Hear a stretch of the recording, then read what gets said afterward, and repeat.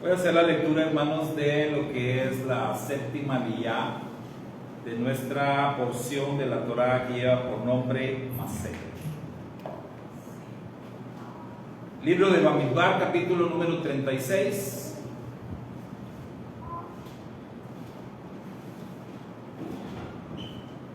Es el último capítulo de este libro de Números.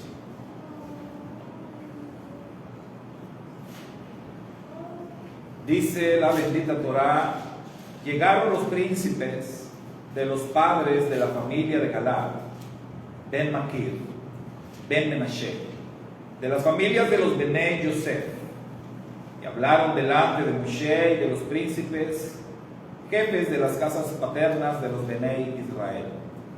Y dijeron: Yahweh mandó a mi Adón que por sorteo diese Haaretz a los Benei Israel en posesión. También ha mandado el Eterno a mi Adón que dé la posesión de Zelofahad, nuestro hermano, a sus hijas.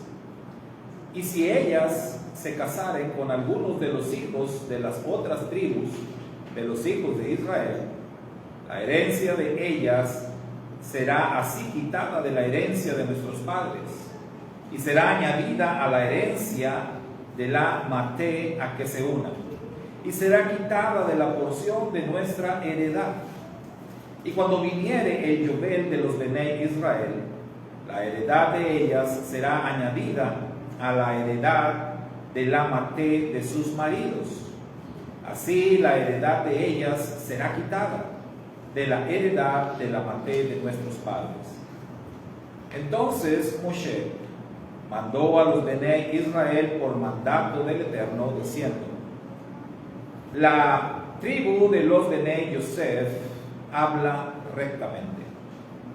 Esto es lo que ha mandado el Eterno acerca de las hijas de Zelofahad, diciendo: cásense como a ellas les plazca, pero en la familia de la tribu de su padre se casarán, para que la heredad de los Benei Israel no sea traspasada de tribu en tribu, porque cada uno de los Benei Israel estará ligado a la herencia de la tribu de sus padres.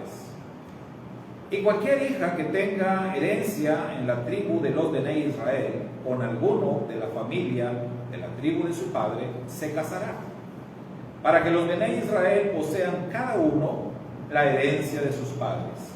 Y no ande la herencia rodando de una tribu a otra, sino que cada una de las tribus de los Benei Israel estará ligada a su heredad. Como el Eterno mandó a Moshe, así hicieron las hijas de Zelofahad.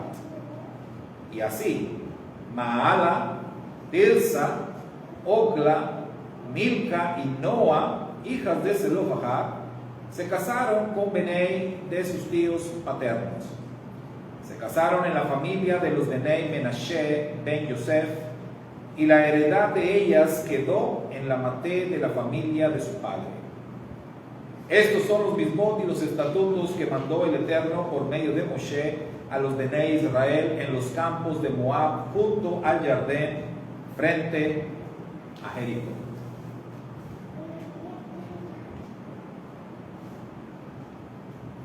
Y en esta versión de las Escrituras trae aquí el Hazak, porque ahí concluye, ¿verdad?, la lectura del cuarto Sefer de la Torá. Bien, mis hermanos, pues este último capítulo, la hermana Ira es quien tiene.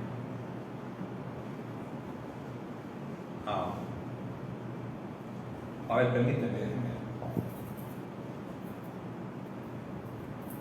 Pueden probar con esta, mira. Si es que se hizo el ajuste que se iba a hacer. Es que ya habíamos tenido esta situación. Entonces, a ver si sí. Bueno, en este último capítulo, hermanos, de lo que es el Sefer Bamidbar, vemos nosotros que aparecen otra vez las hijas de Zelofahad. ¿Se acuerdan de estas muchachas? Que ya habían aparecido, ¿verdad? En la escena anteriormente, por allá en el capítulo 27, me parece, de este mismo libro de Números. Y ellas hicieron su aparición en razón precisamente de que escucharon de que cuando entraran en la tierra prometida, la repartición de la tierra se iba a llevar a cabo a través de los hijos de cada familia, o sea, de varones. Entonces ellas no tenían hermanos varones, eran 5 mujeres, no había varones en la familia y su padre había fallecido. Y nos dice el libro de Bamidbar que ellas acudieron delante de Moisés y delante de Eleazar y delante del Sanedrín, delante de los ancianos. Ellas acudieron trayendo su caso y haciendo una petición. Ellas pidieron que se les diera herencia, que se les diera una porción de la tierra. Ellas están pidiendo, vamos a verlo así, ellas estaban pidiendo algo que no estaba establecido en la Torá. O sea, en ese momento la Torá no contemplaba el darle herencia a mujeres. En otras palabras, ellas están, pues, no pidiendo que se viole la Torá, pero sí pidiendo que se haga un ajuste por algo que ellas consideraban justo. Y recordamos allá en el capítulo 27 que Moisés no supo qué hacer. Eleazar tampoco supo qué hacer. Los ancianos tampoco supieron qué hacer con este caso y con esta petición. Moisés acudió al Eterno y el Eterno dijo: la petición de las hijas de Zelofahad es totalmente justa. Así que les vas a entregar lo que ellas están pidiendo. Ellas van a recibir herencia, van a recibir una parte de la tierra prometida. Y en ese punto, hermanos, nosotros nos damos cuenta que las hijas de Zelofahad tuvieron una capacidad extraordinaria. O sea, ellas pudieron ver algo que Moisés no vio, ni Eleazar, ni el Sanedrín. Es decir, cuando uno se está haciendo cargo de cosas importantes, si tú estás a cargo de un proyecto, si tú estás a cargo de una tarea, pues siempre tienes que considerar todo. Tienes que pensar en los pros, en los contras, tienes que incluso ver venir los problemas, las situaciones. Pero esa situación ni Moisés ni los ancianos la contemplaron. Es decir, que si no se hubiera presentado el caso de las hijas de Zelofahad, pues la Torá se hubiera quedado así. Pero, bueno, bendito el Eterno, se presentó la situación y ellas tuvieron la valentía de presentarse delante de Moisés y hacer su petición. Y entonces se les otorgó. Y queda establecido que ellas van a recibir herencia. Pero ahora, en el capítulo 36, viene o se presenta otra situación que otra vez, vamos a decir, se le escapó a Moisés, que Moisés no lo pensó. Otra situación que, vaya, tampoco las hijas de Zelofahad lo pensaron cuando ellas hicieron su petición.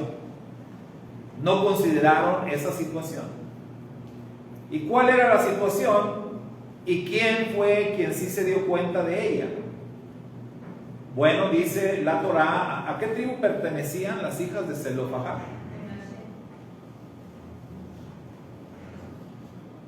Así es.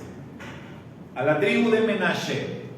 Y entonces son los líderes de la tribu de Menashe, quienes, cuando ya se acerca el tiempo, digamos, de reclamar la herencia, y entonces ellos notan algo y dicen, a ver, las hijas de Zelofehad van a recibir una herencia como si fueran varones, pero no son varones. Entonces ellas en algún momento se van a casar. Y entonces dentro de Israel, las mujeres, todos tenían libertad de casarse con quien fuera, siempre y cuando fuera parte de Israel. O sea, los Bené Israel tenían prohibido casarse y hacer alianzas con personas ajenas al pueblo de Israel. Pero dentro del mismo pueblo de Israel, sin problema, alguien de la tribu de Manasés podía casarse con alguien de la tribu de Judá o de cualquier otra tribu. No había problema. Pero eso considerando que la Torá establecía que eran los varones quienes iban a recibir la heredad. Y entonces, la herencia no era afectada en lo absoluto, así. Pero puesto que las hijas de Zelofehad, ellas tenían herencia, al casarse ellas, esa herencia iba a pasar a manos del marido, ¿verdad? Del varón y de los hijos en su momento. Pero eso ya no iba a quedar dentro de la tribu de Manasés, sino que esa herencia iba a quedar en manos de otra tribu. Y eso es lo que ellos observaron, eso es de lo que se dieron cuenta. En otras palabras, ellos dijeron, la herencia está en riesgo. Acá está, allá se fue la imagen. La herencia estaba en riesgo. Eso fue lo que Manasés pudo observar, de lo que pudo darse cuenta. Oye, aquí parte, no todo, pero parte de nuestra herencia está en riesgo. Y luego son 5. Son 5 hijas. Y si cada una de ellas estaba recibiendo una porción, pues ya entre las 5 era una buena herencia, ¿no? Que estaba en riesgo. Y entonces, ahora son los líderes de Manasés que se presentan delante de Moisés y delante de Eleazar y delante del Sanedrín para hacerles esta observación. Y otra vez se les da la razón y dice el Eterno, tiene razón. ¿Sí? Tienen razón los hijos de Manasés en esta observación que están haciendo. Entonces, nuevamente, vamos a tener que hacer aquí un ajuste. ¿Y cuál fue el ajuste? Dijo el Eterno, las hijas de Zelofehad pueden casarse, voy a parafrasearlo, ¿no? Pueden casarse con quien les dé la gana, siempre y cuando los varones que ellas elijan o los varones con quienes van a poder casarse tienen que ser de la tribu de Manasés. O sea, ellas no iban a poder casarse con varones de otras tribus,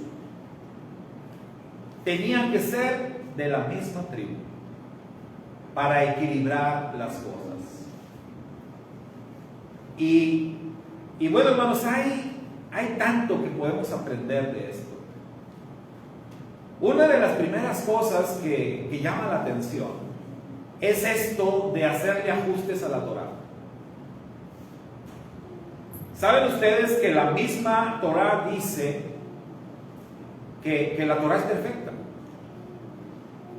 O sea, las mismas escrituras dan testimonio que la Torá es perfecta. La ley del Eterno es perfecta, que convierte el alma. ¿Cuál salmo es? El 19. El 19. El 19, se lo cantamos. La ley del Eterno es perfecta.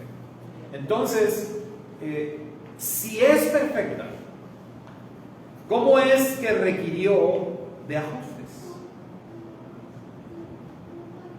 ¿Por qué el Eterno no estableció la Torá desde un principio, contemplando estas situaciones? Dicen los sabios que en la Torá el Padre Eterno deja siempre, o dejó en su momento, varias situaciones que tenían que ser contempladas por los de Israel. Saben que en nuestra relación con el Padre Eterno, siempre al Padre le corresponde una parte, pero nosotros también tenemos una parte que cumplir. Nuestra relación con el Eterno es una relación de pacto. ¿Y qué es un pacto? Así en palabras simples. Es un contrato, un acuerdo entre dos o más partes, pero mínimo entre dos. Entonces, precisamente para darle sentido a esa relación de pacto es que el Eterno, explican los sabios, dejó varias cosas en la Torá para que nosotros hagamos la parte que nos corresponde.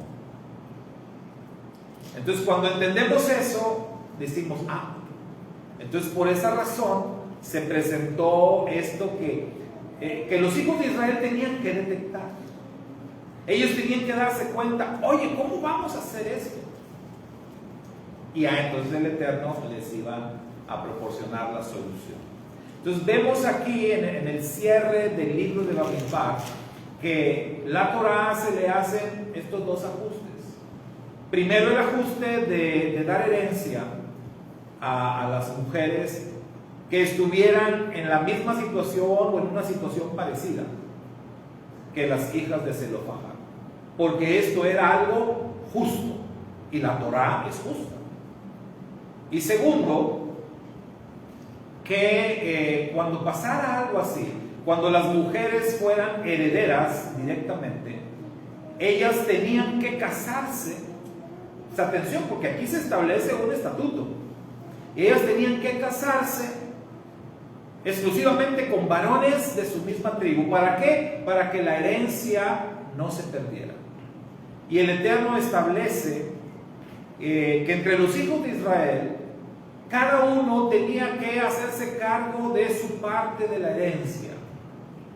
Y que no se mezclaran las herencias y que no tuvieran las herencias de aquí para allá, sino que cada tribu cumpliera con la encomienda de hacerse responsable de su heredad. O sea, todo esto se derivó de lo ocurrido con las hijas de Zelofahad. Ahora, esta es la parte literal de lo cual nos habla la Torá. Pero ahora vamos a asomarnos a la parte espiritual. Vamos a asomarnos a los simbolismos que hay detrás de todo esto. Y cuando nosotros vemos que se está hablando de una herencia, ¿cuál es nuestra herencia? Como hijos de Israel, ¿cuál es nuestra herencia desde una perspectiva espiritual? Cuando se habla de la tierra prometida, la tierra prometida es la herencia de los hijos de Israel, la herencia literal. Pero ¿qué representa esa herencia? ¿Qué representa la tierra prometida? ¿Está difícil? Pensé que estaba bien fácil.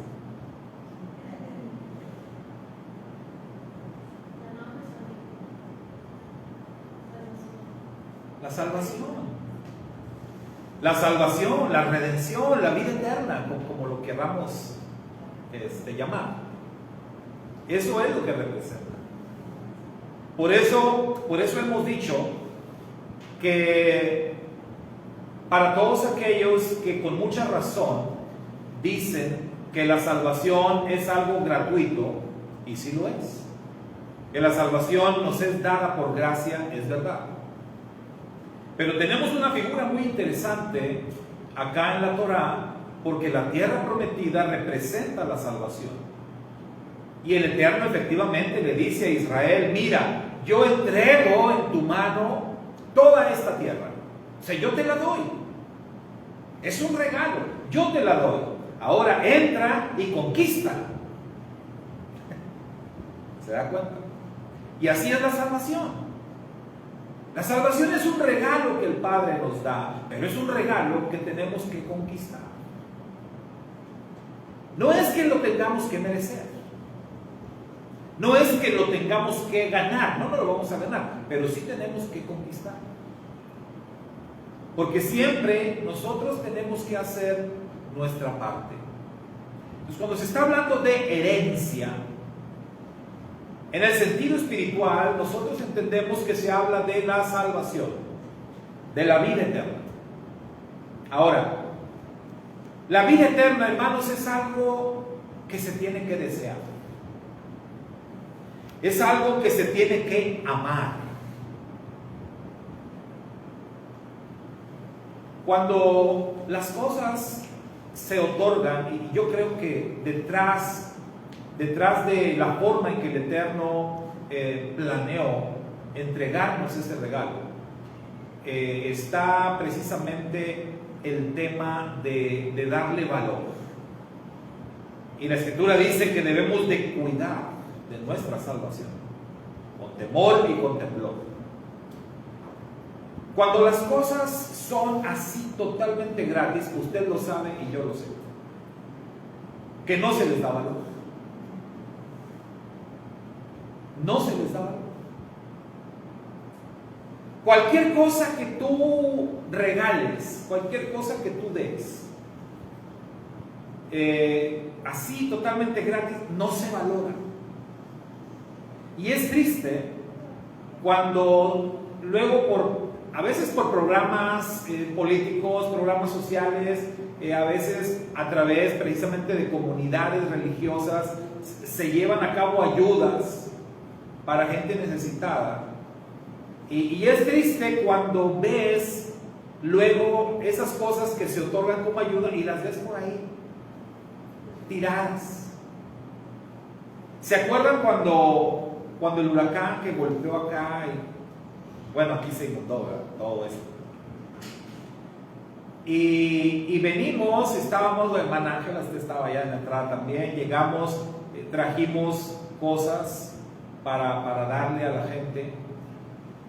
Y saben que algo que de verdad me sorprendió muchísimo para bien y me emocionó mucho esos días, fue la respuesta de la gente de aquí, de nuestra ciudad.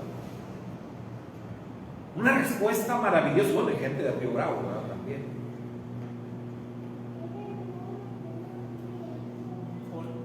Que se está bajando la luz, ¿verdad?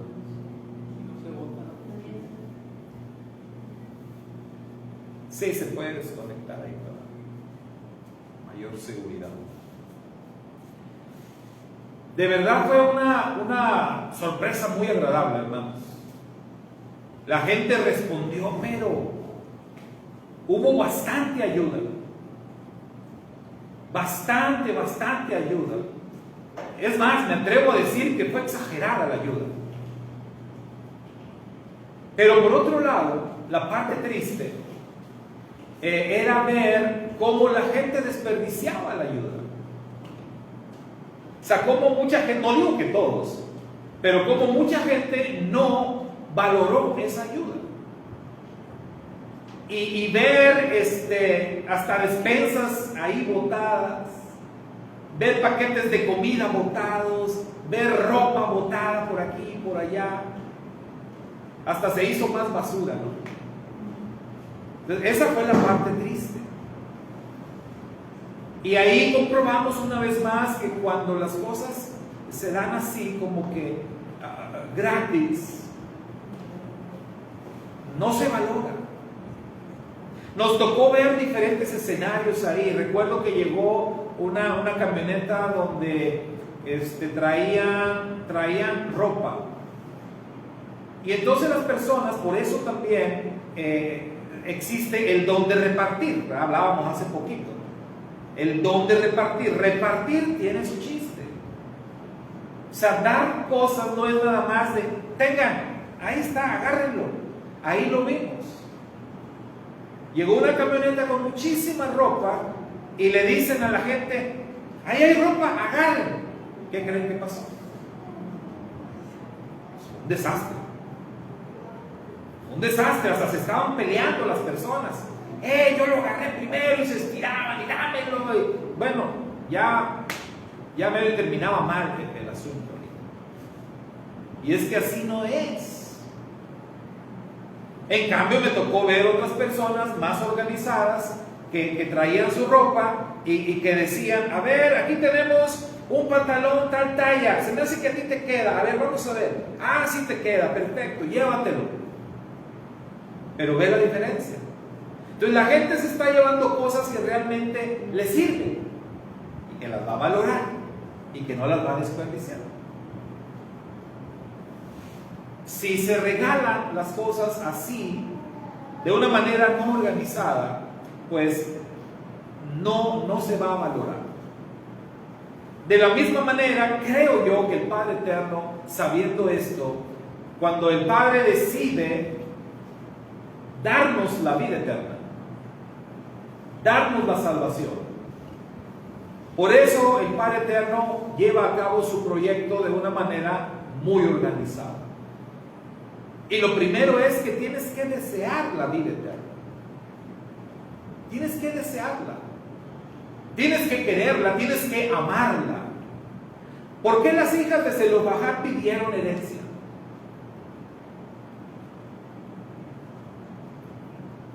Digo, igual ellas pudieron simplemente haber esperado a casarse y pues de todos modos iban a tener por su esposo, iban a tener herencia o iban a disfrutar de la herencia por sus maridos. Y sus hijos pues también iban a recibir herencia. Pero ¿por qué ellas pidieron herencia? Hay una tremenda lección ahí. Y no era el simple hecho de, algunos dicen, es que ya ellas estaban peleando los derechos de la mujer. No, hermano, es que ellas amaron la tierra prometida. En ellas había un deseo, había un anhelo por la tierra prometida. Y su anhelo, su deseo era tan grande que ellas se atrevieron a pedir su propia porción de tierra, sabiendo que la Torah no contemplaba eso. Y el Eterno premió ese amor, ese deseo por la tierra prometida. Entonces ellas nos enseñan a nosotros que la vida eterna es algo que de verdad tienes que desear. Y tienes que desearla con todo tu corazón. Tienes que valorar la vida eterna. Es un regalo, sí, pero primero tienes que valorarla. Y después hay cosas que tienes que hacer. En este caso ellas solicitaron, ellas fueron audaces, fueron atrevidas, pero fueron recompensadas. Entonces, la vida eterna, mis hermanos, es algo que de verdad tenemos que desear con todo nuestro corazón. Y es algo que tenemos que conquistar. Y es algo que al tenerlo, tienes que cuidarlo. Y ahí entra otro tema de interés doctrinal para muchos. El famoso tema de ¿se pierde la salvación? Muchos dicen no se pierde. Pero otros dicen sí se pierde. Y si la Escritura dice que la cuides, pues yo no sé ustedes, pero yo entiendo que si se me está diciendo cuídala, es porque algo puede pasar. es que se puede perder. Y acá, en esta figura que nos presenta nuestra lectura de hoy, nosotros nos damos cuenta, cuando vemos que la herencia está en riesgo, obtenemos esta enseñanza. Que efectivamente nuestra herencia puede estar en riesgo. Que nuestra salvación puede estar en peligro bajo ciertas circunstancias, bajo ciertas situaciones. ¿Y cuál sería una de ellas? Según observamos hoy en nuestra lectura, ¿qué era lo que ponía en riesgo la herencia? De manera literal,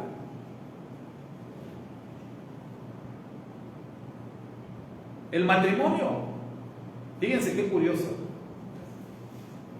O sea, todo estaba bien hasta que alguien por ahí se dio cuenta o pensó y dijo: oye, estas muchachas un día se van a casar, y cuando se casen, este es el escenario posible. Entonces es curioso que el matrimonio era lo que iba a poner en riesgo la herencia. ¿Y qué es el matrimonio? Es un pacto. El matrimonio es un pacto. De hecho, hemos dicho muchas veces, hermanos, que toda la escritura nos habla de un matrimonio. Porque esto que vemos aquí es el libro del pacto. Se llama libro del pacto. Aunque aquí, según trae Antiguo Pacto y Nuevo Pacto, la verdad es que es uno solo. Esas divisiones las hizo el hombre, pero el libro, este es el libro del pacto. Esto que tenemos aquí es un pacto, lo cual quiere decir que toda la escritura, desde la tapa de acá hasta la tapa de acá, habla o tiene que ver con matrimonio, con pacto entre el Eterno y su pueblo. Todo el libro tiene que ver con el matrimonio entre el Eterno y su pueblo. Por eso es el libro del pacto. Y entonces, pues es curioso que en este capítulo 36 se diga que el matrimonio ponía en riesgo la herencia. Hay una heredad. Pero entonces tenemos que, digamos, escarbar más en este concepto. No era el matrimonio en sí, sino era cierta clase de matrimonio. Lo que iba a poner en riesgo la herencia era un matrimonio con personas de otras tribus. Ese era el punto.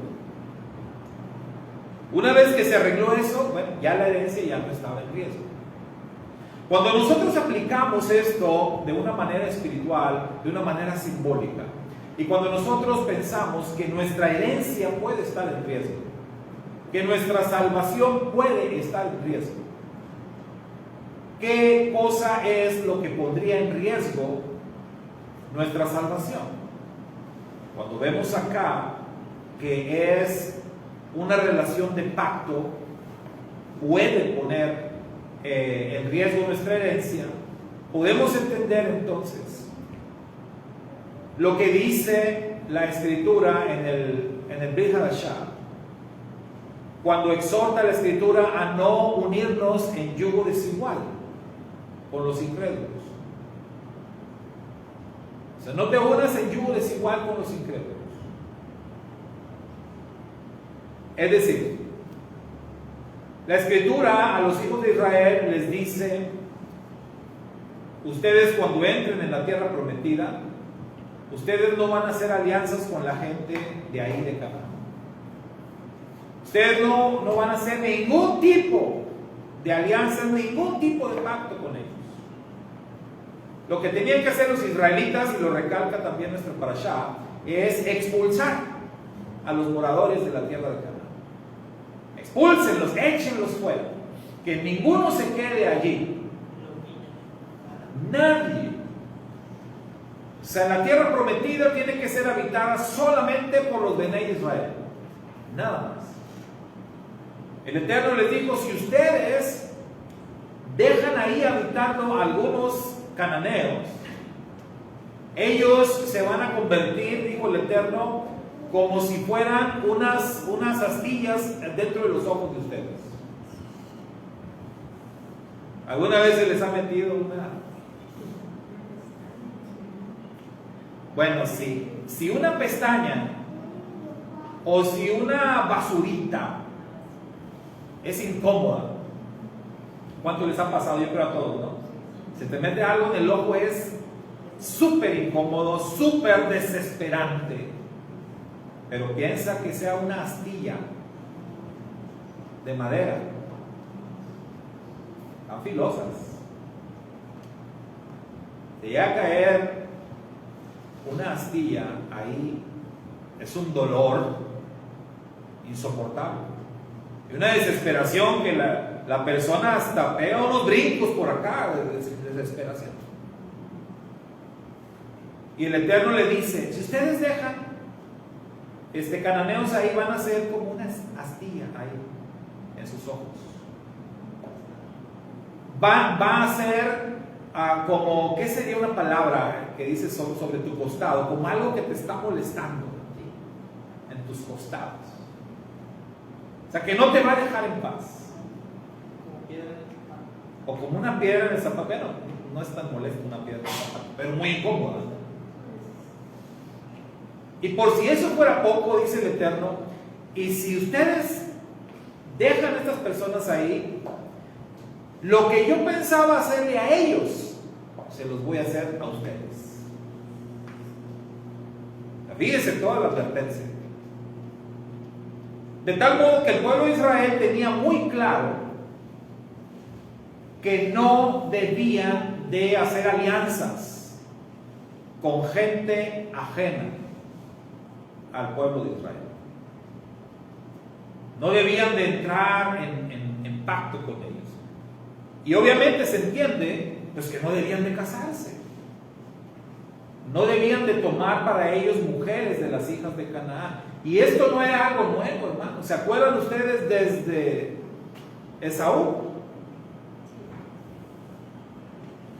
¿Se acuerdan que la mamá de Esaú le preocupaba mucho eso a los papás? Y Esaú dijo: les preocupa, les molesta, pues me voy a casar con una cananea. Es más, con dos, para que vean. Pero esto no era algo nuevo. Desde Abraham mandó buscar esposa para su hijo allá entre la gente de su parentela, porque estas mujeres de acá eran tremendas.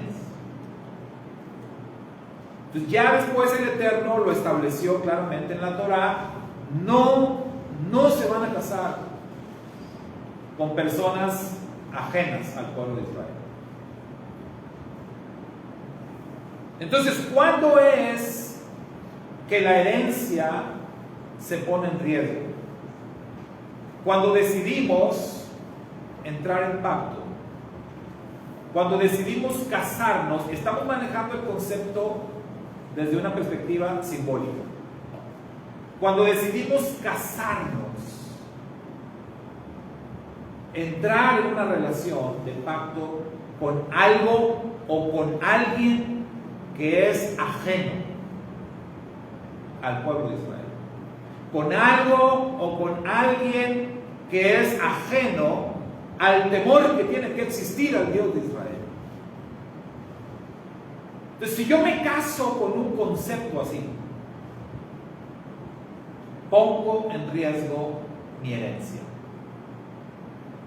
Mi heredad está en peligro.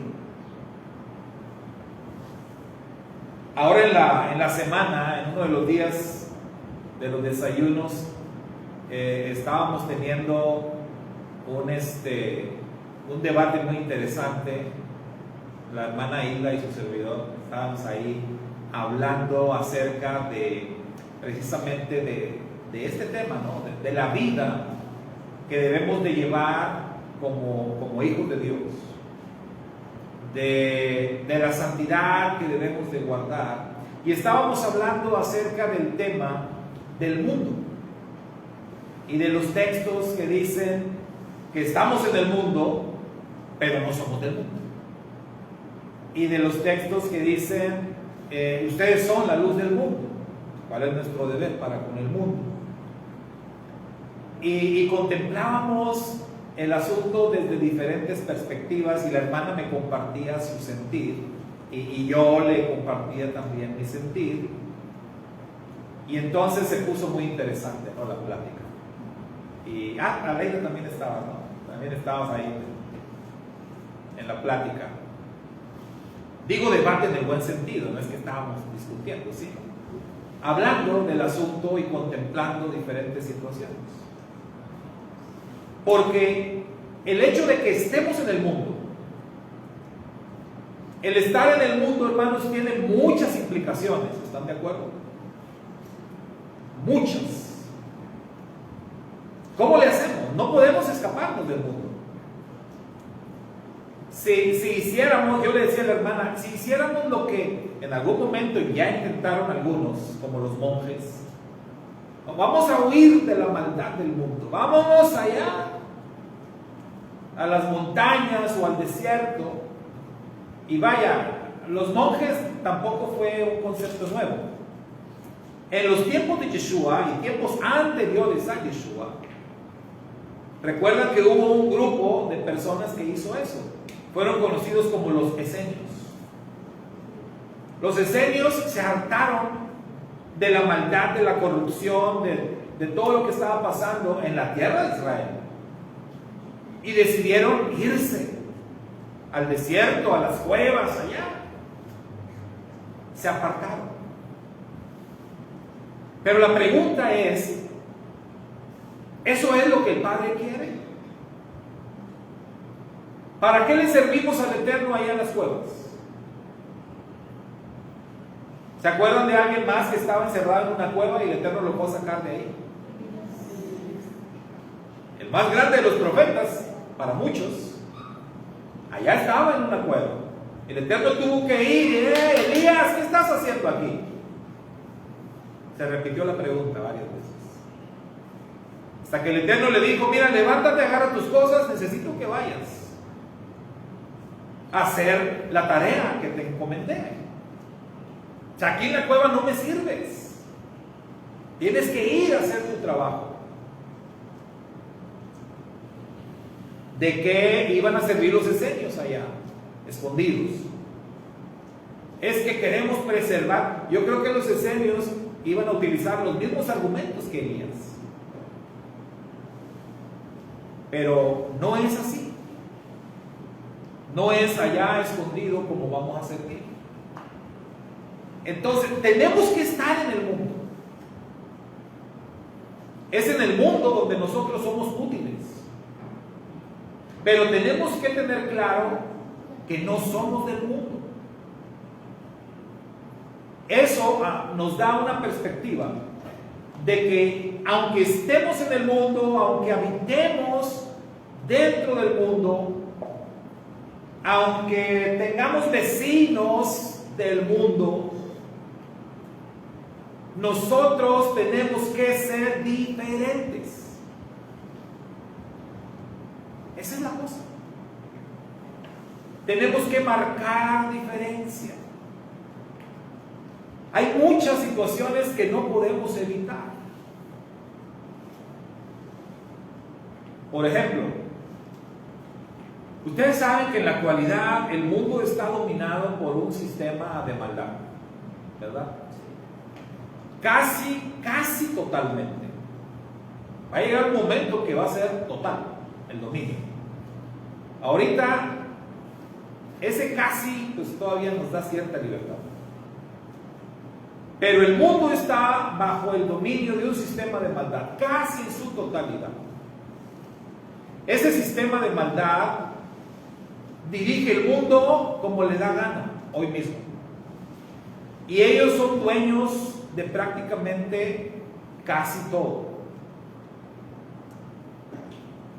Hablando de alimentos, usted sabe que los alimentos que comemos, entonces, la gran mayoría de los alimentos provienen de ese sistema de maldad, o lo tienen controlado ese sistema de maldad. Ya ni siquiera las semillas, porque hasta las semillas, ellos son dueños de las semillas. Y ya prácticamente están muy escasas las semillas naturales. Hay una gran empresa, que no voy a decir el nombre para que no me vayan a bloquear el video, pero hay una gran empresa a nivel mundial que es la que acapara todo lo que tiene que ver con las semillas. Usted se come una manzana y piensa que está comiendo una manzana. No, ya no son manzanas. Ni las naranjas son naranjas. Ahorita ya nada es natural. Creemos que estamos comiendo natural. No, hermano, ya se acabó ese tiempo. Porque el sistema de este mundo tiene un control casi absoluto. Entonces, estamos llegando en un punto sin retorno, donde por eso la Escritura dice que estos son tiempos peligrosos. No siempre fue así, ¿verdad? En el pasado.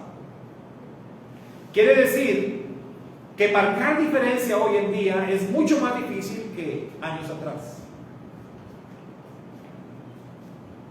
Por lo tanto, eso quiere decir también que el riesgo de perder la herencia en estos días que nos está tocando vivir, hermano, el riesgo de perder la herencia es mucho más elevado que nunca antes en la historia. Hace 30 años, 40 años, 50 años y más para atrás, digamos que era, pues no fácil, pero no era tan complicado ser un creyente fiel al Eterno y guardarte en santidad. Pero como están las cosas hoy día, es mucho más difícil por cómo se ha movido el sistema de este mundo. Sabe que hoy, cuando vemos a los niños, cuando vemos niños pequeños con celulares, porque ahora todos los niños traen celulares. Un niño de 5 años trae celular. Aquí en los desayunos, los niños que vienen traen celular. Y me ha tocado verlos, no porque los esté vigilando, pero no puedo evitar ver o escuchar lo que tienen ahí. Y a veces pues están viendo cosas terribles. Y ahí sí, ¿verdad? Ya sí luego les tengo que decir, oye, hijo, ¿qué es eso? ¿Por qué estás viendo eso? ¿Por qué estás escuchando eso? Pues porque no lo vigilan, ¿verdad? Porque nadie los vigila, porque nadie los está supervisando. Entonces el punto es que si los niños tienen acceso a esos niveles de maldad desde que son pequeños, ¿puede usted imaginarse lo que va a hacer de ellos? Lo que ellos están aprendiendo ahí. Entonces, ese es el panorama, ¿no? Ese es el escenario.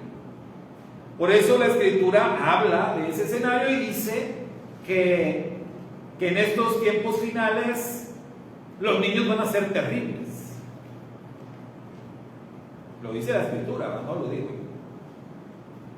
El nivel de maldad que va a existir va a ser una maldad que nunca había existido antes. Y por esa razón, mantener intacta tu herencia se vuelve un tema más complicado. Porque nos damos cuenta que nuestra salvación está en riesgo cuando nosotros pactamos con el mundo. Cuando nosotros nos casamos con el mundo. ¿Se entiende esto? Estoy hablando del matrimonio desde una perspectiva simbólica. Si tú te casas con el mundo, tu salvación está en riesgo. Tu herencia está en peligro. Y hay muchas formas de casarse con el mundo. Hay muchas maneras en cómo alguien que es un hijo de Israel puede estar casándose con el mundo. Porque el sistema de este mundo, hermanos, hoy en día ofrece una amplia gama de cosas, tiene unos catálogos enormes que está ofreciendo a todos, pero más a aquellos que están en una relación de pacto. El trabajo del sistema de este mundo es precisamente ese, todavía ahorita.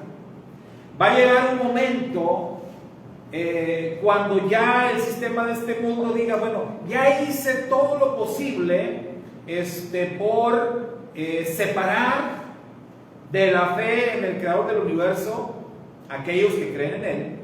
Ya hice todas las formas sutiles, ya agoté todos los recursos sutiles.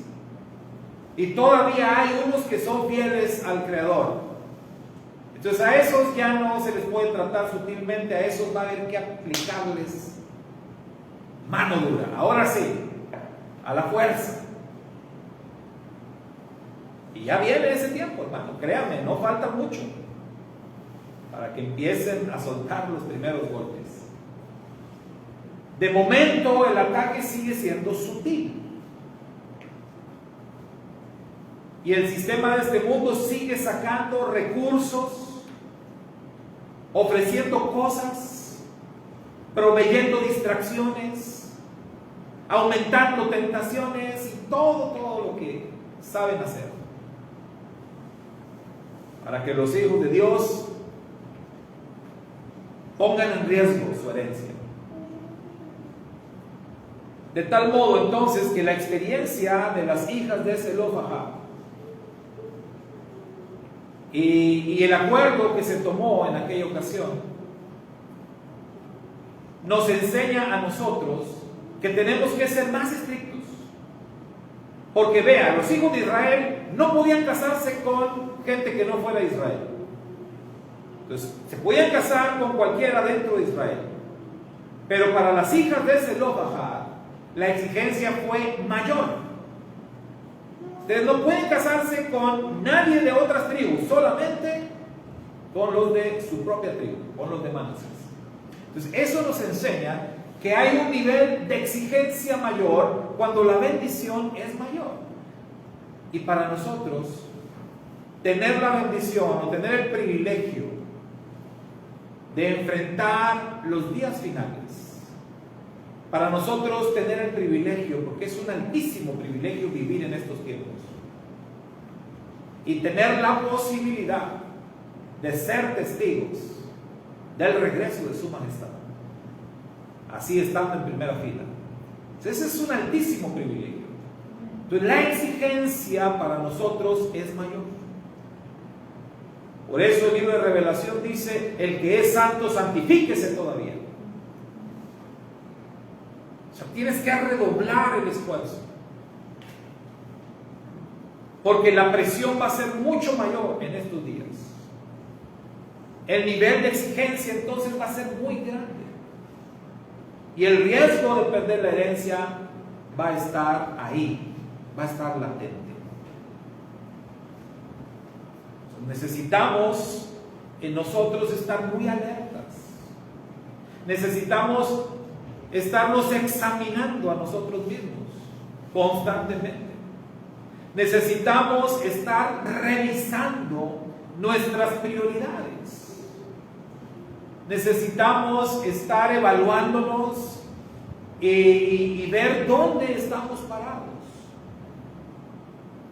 Anoche les decía, analizando la restauración de Pedro, y yo les decía que tenemos que nosotros ver en dónde estamos parados, qué estamos haciendo. No vaya a ser que estemos haciendo lo que Pedro, que estemos haciendo lo que alguna vez hizo el profeta Jonás, y que nos estemos alejando de nuestro llamado, que le estemos sacando la vuelta a nuestra responsabilidad. ¿Dónde estaba Pedro?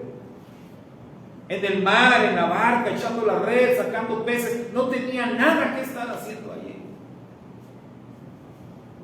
Él tenía una tarea. Yeshua estaba a punto de irse y Pedro era el responsable, el que se iba a quedar a cargo, y allá estaba en el mar.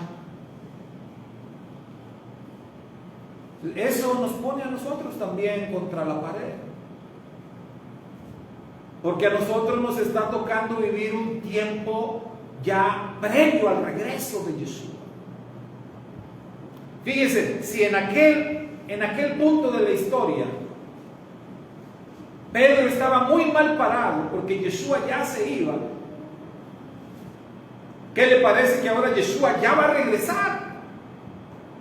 ¿Y dónde estamos nosotros? ¿Qué estamos haciendo nosotros?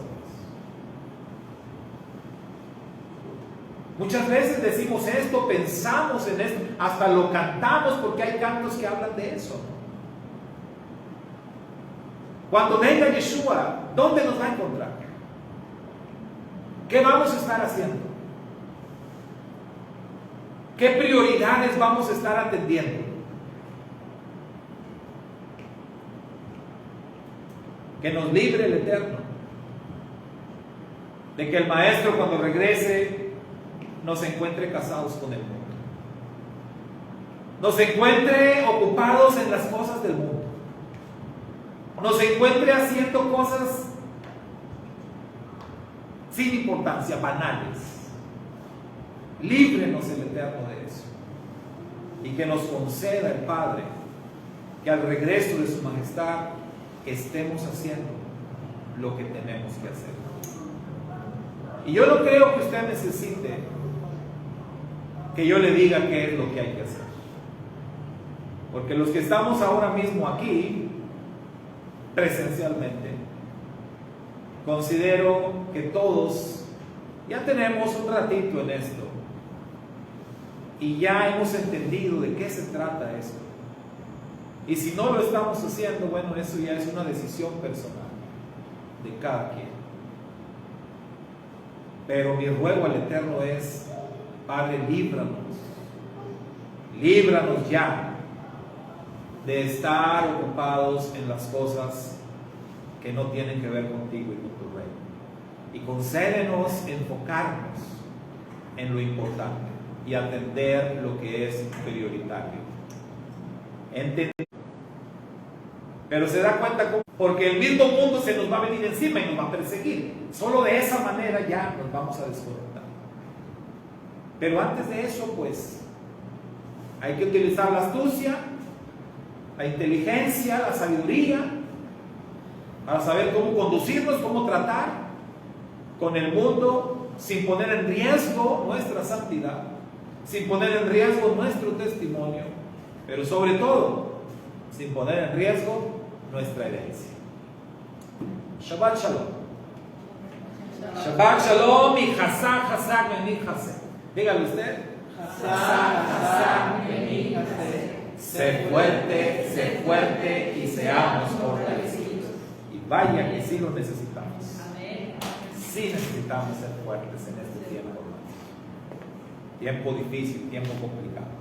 Shabbat Shalom, nos despedimos de nuestros hermanos virtuales.